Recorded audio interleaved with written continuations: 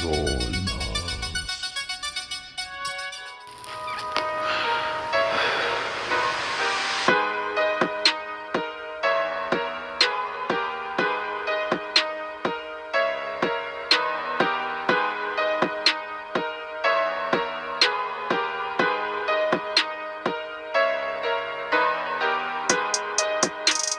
used to call me Crazy Joe, but now they can call me Batman. What up? Welcome back to the Necro Zoo. I am Bones. And in this one, we're going to go ahead and add one more figure to my McFarlane DC Multiverse collection. Now this time we will be completing the Three Jokers wave. I have done all of the figures: Batgirl, the Comedian, the Criminal, the Clown, and Batman. Finally, I will be taking a look at the Three Jokers version of the Red Hood. Now it has taken me a while to pick this one up. Now this guy actually looks pretty sneaky in his packaging, but let's go ahead and take a look at him. But first, he does come with your standard black DC Multiverse stand. Not really needed, but sometimes useful. He also comes with his data file card. On the front, you have a pretty awesome figure photography picture there. Red Hood in a graveyard. And on the back, you do have some information.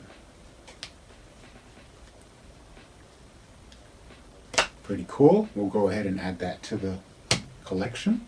He does come with one accessory, and that is a crowbar. Now, as we know, Warner Brothers is being little babies, and they won't allow figures to come with weapons, with guns. But we've gotten tons of crowbars. In fact, I have a silver one here that I would actually prefer to put with this guy instead of this dull lead colored crowbar. But it is what it is. A lot of people have been picking up guns for him, so it's not a big deal for the collectors, even though Warner Brother wants to throw a monkey wrench in our game, but we will survive. Now let's go ahead and take a closer look at him. First impressions: loving the candy apple coat of paint that they have on this helmet. It is a different stylized helmet compared to the original release of the Red Hood from McFarlane. Another thing, right away, he does look a little bit smaller, like thinner, and also his torso seems to be smaller. Now there's different theories to this. Some people say that, oh, I'm glad McFarlane's making smaller figures. He finally gets it. Some people were like, I can't understand what's going on because the legs are the exact same legs as the original release, but this guy is still shorter. Well, let me end the mystery here. And the reason this guy is smaller is because the torso that they used, this Robin-esque torso, which is more in the vein of Tim Drake Robin, it is smaller, it is shorter. Even though the waist fits into this lower body, that is what takes off the height from the original release. So I'm pretty sure they made this mold so that they could give us Tim Drake. But we have to accept this Red Hood as stylized in the Three Jokers, and that's why he is a little bit smaller. Let's take a closer look at the head. Like I said before, I do like the sculpt.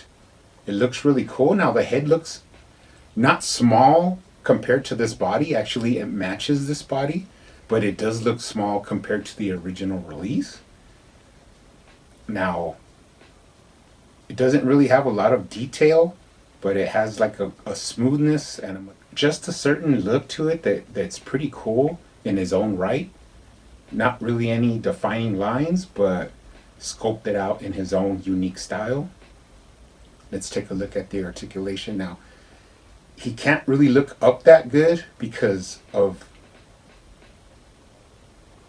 his head hits right away on that red hood on his back. A little bit, but not a lot. But he can look down really well. You also have him turning to the right and to the left. And then you could tilt his head for some attitude, which Jason Todd definitely has. Pretty cool, pretty nice head sculpt. I'll give him that. For style points, coming down, like I said before, open up the jacket and you could see that, you know, Robin-esque torso. It has like those buckles here in front.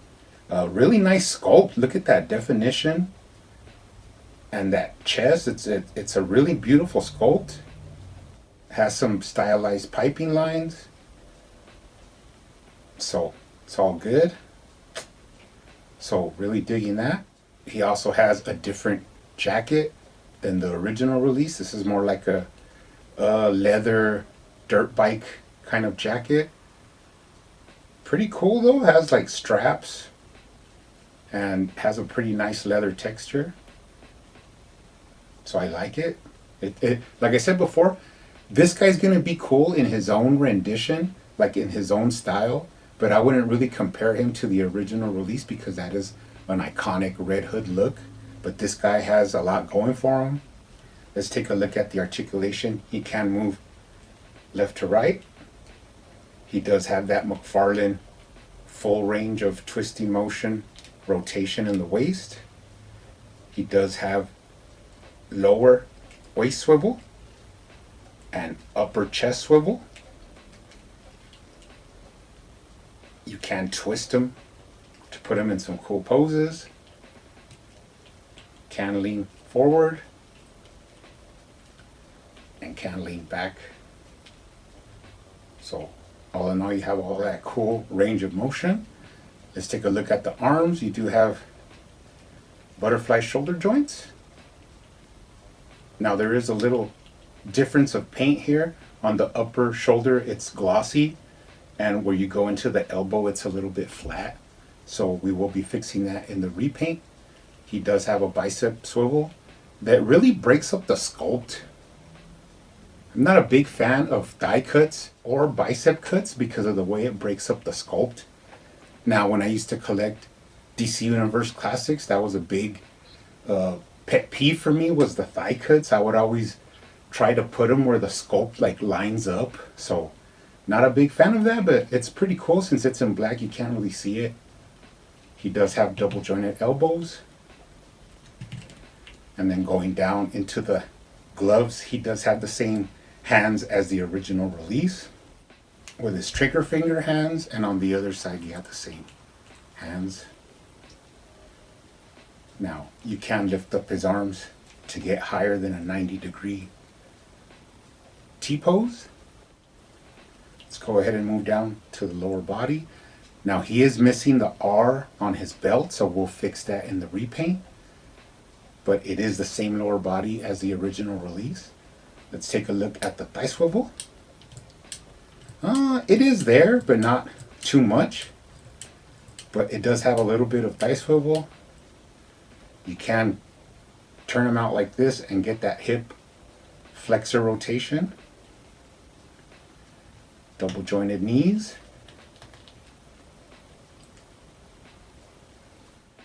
Straighten them out. At the ankle you do have up and down, left to right, ankle rocker, and toe articulation. Taking a look at it in all you have is like a little accent there of red, which is the only difference in the original release. So basically, lower body, the same as the original release minus the holsters. But the upper body is completely different except for the hands and the gloves. Taking a look at him from the bottom. Not really tread. He does have some identifying marks and then outer tread for the boot. moving up the back. Pretty nice scope work into the jacket. Loving that leather texture on the black jacket. And of course now we get a nice look at that red hoodie on the back. All in all, like I said, I do like this guy, but he is more of his own version of the Red Hood for the storyline of the Three Jokers. But he looks really good. I'll give him that. Now, a lot of people have been trying to find guns for him. They have been using the guns from Thomas Wayne or the original Red Hood guns, but these are pretty big, and I don't know if they made his hands smaller to match the body, but they're just a little bit smaller. Now, I did think about this ahead of time, and I had already ordered him these black guns, but they're thinner. If you put them up next to the Thomas Wayne guns, you could see how they're smaller. They're thinner and a little bit smaller. And I did that because I knew people were having problems with the hands. But now these two guns that I picked him up slide right into his hands, into the trigger finger.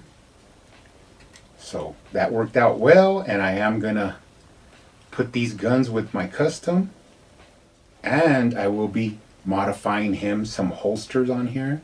Now I am gonna do that, and then we'll do a quick turnaround and I'll do the custom repaint work video so you guys could check it out. But he will have working holsters.